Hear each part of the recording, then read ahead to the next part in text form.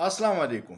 अच्छा, मैं ये समझता हूँ कि शहबाज शरीफ के जो भी मीडिया एडवाइज़र हैं या तो बहुत बेवकूफ़ हैं या कसदन शहबाज शरीफ को मरवाने के चक्कर में हैं।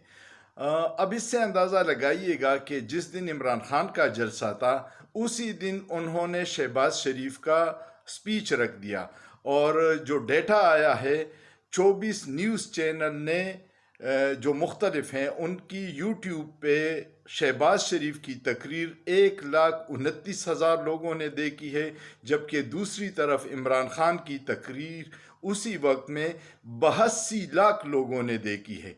तो ये कंपैरिजन जो आ जाता है, इससे पता चलता है कि अवाम किसके साथ है।